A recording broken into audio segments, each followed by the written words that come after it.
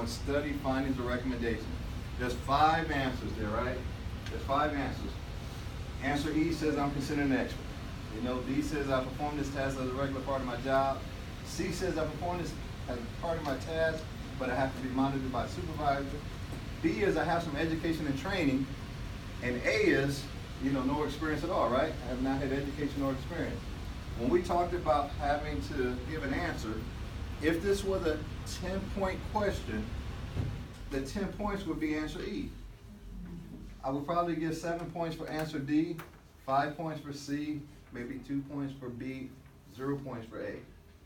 So when folks are going through there and they're answering those questions, that's what's happening. They're putting the answers out there, and it's all about trying to get them into one of the 3 buckets.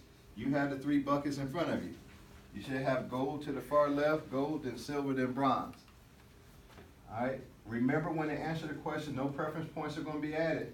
However, once a veteran is put in a bucket, they move to the top of that bucket. All right? No matter how they got to the bucket, they're at the top of that bucket.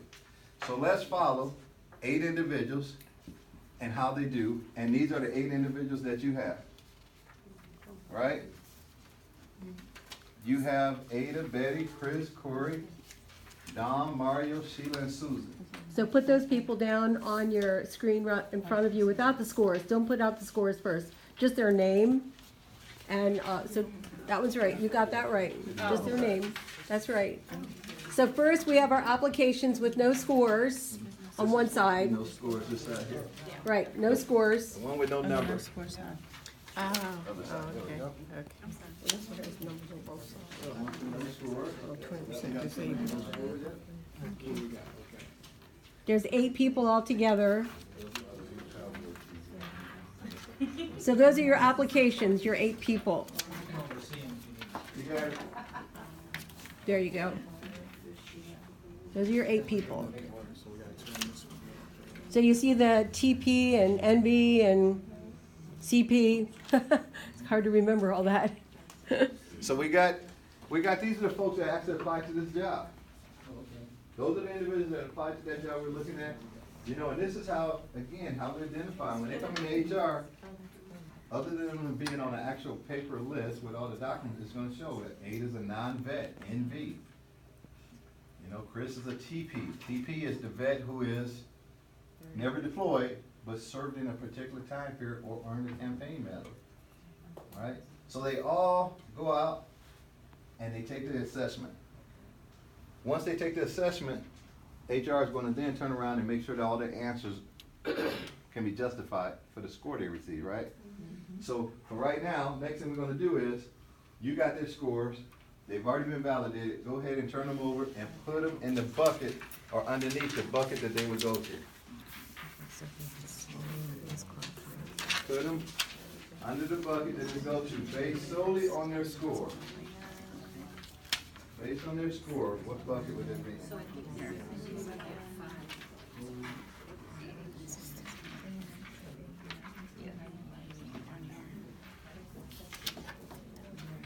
So I have Dom scored at 87, and Dom should be in the qualified bucket, right? Yep. Everybody got Dom in the qualified bucket. Got Mario. Where you got Mario? Off to the side. Mario's off to the side, did not qualify at all. Then we got Corey in the qualified bucket, Sheila in the well qualified, Yep. Chris in the best qualified, Yep. Ada in the best qualified, Yep. Betty in the well qualified, and Susie in the qualified. So this is how they are initially aligned, because this is how they scored in their own right. This is their assessment. So in their own right, Chris and Ada are the only ones you should have in the best qualified right now. And Mario, as I stated at the bottom, Mario did not get placed in the bucket because he did not score at least the minimum qualified score of 80. Although he's a disabled vet. What was wrong with Chris? He got a 97. He should be in the best qualified. Yeah. Okay. I thought you just said only.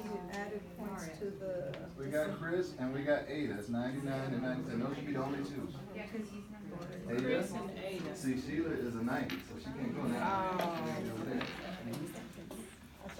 So doesn't he get the 10 points? There's no points added on category rating. In Eric's buckets, there's no points. And because he didn't score at least an 80, he's out of the game altogether. He's gonna get a notice that says, thank you for applying. He's out. Even though he's a disabled vet, which is a misconception a lot of times with the disabled vet, is that, hey, I'm disabled, I'm supposed to get something. So we got everybody in the right bucket, right? 2 people in the best qualified, 2 in the low qualified, 3 in the qualified.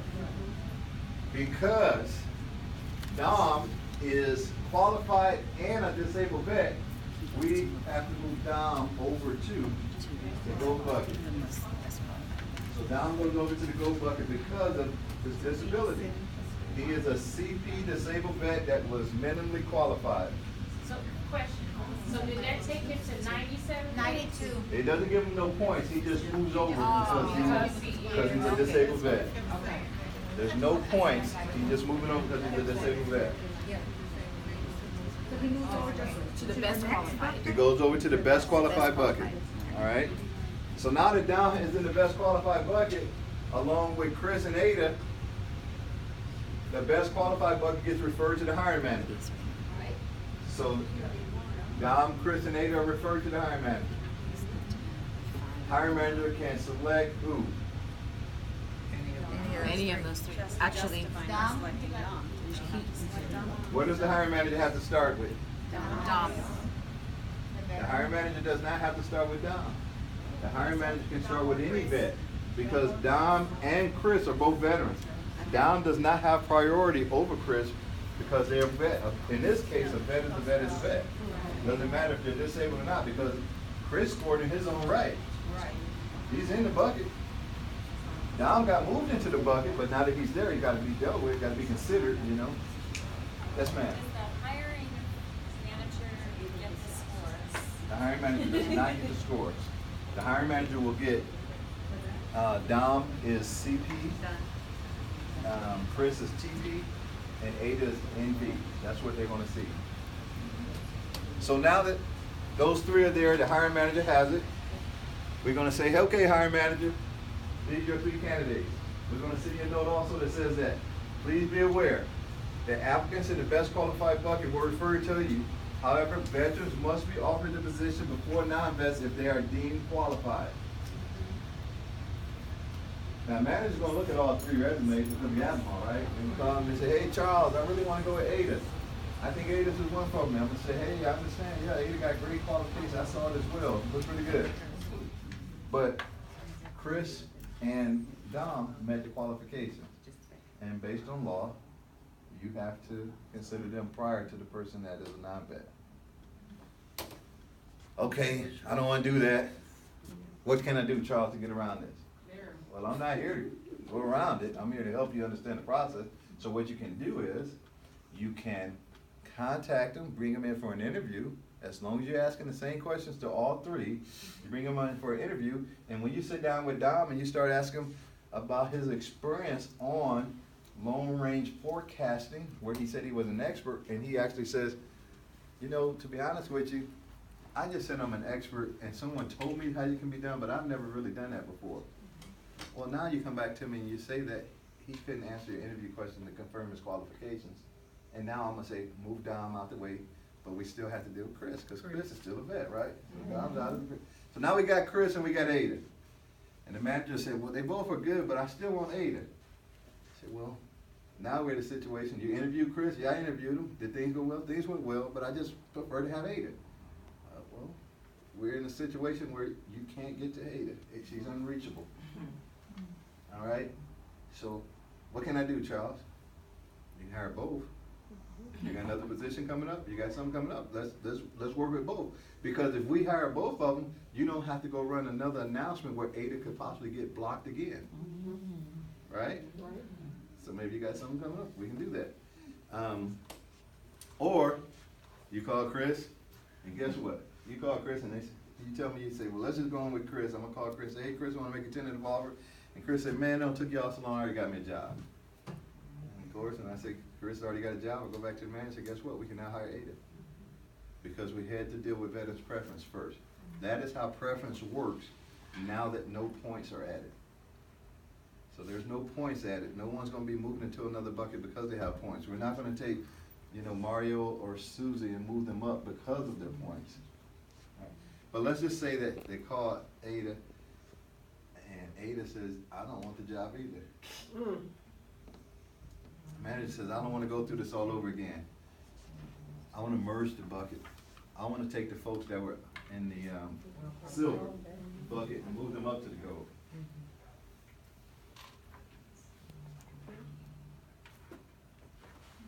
Give me just a second, get back to that slide. Matter of fact, okay.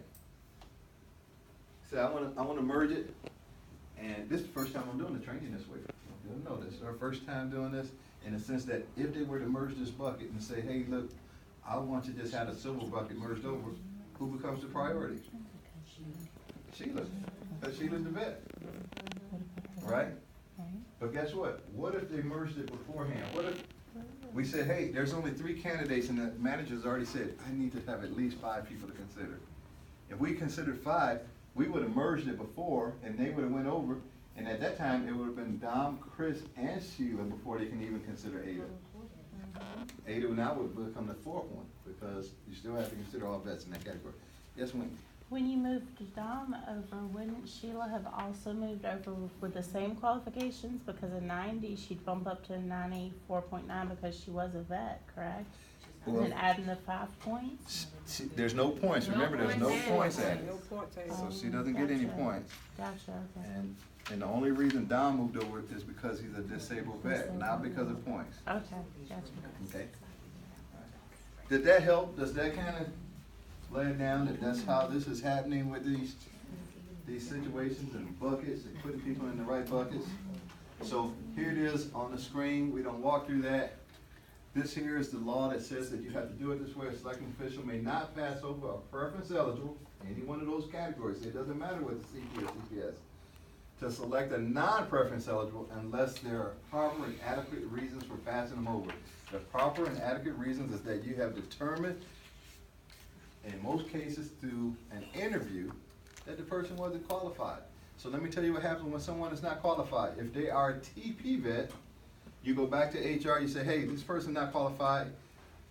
If I am in agreement with you, I send it to my HR director. HR director has to send it to our department of the Air Force. We'll have to come back and say, yes, we're in agreement, and we're gonna go ahead and let you. If the person is a disabled vet, and we'll finish this one slide. If they're a disabled vet, the department has to agree, and the department has to send it to OPM. If they're 30% disabled vet, OPM sends something to the individual and say, hey, the agency wants to pass you over because they don't believe you're qualified for this job in this area. I'm gonna give you 30 days to give me some information and let me know whether you meet this qualification. And if you do, when it comes back to OPM, OPM is gonna direct the agency to hire the individual, or they're gonna authorize them to pass them over. But because of all that, you don't get a lot of, you can see that OPM is gonna take a lot to disqualify vet. So that's why when the HR is doing their part, we've gotta make sure that the vets we refer over are qualified. You know, if it goes all the way up to OPM and it appears that you guys are actually qualifying folks who aren't qualified, that's a whole nother problem. You don't have good staff, you don't have good leadership, you don't have things in place to make sure that doesn't happen. Yes, ma'am.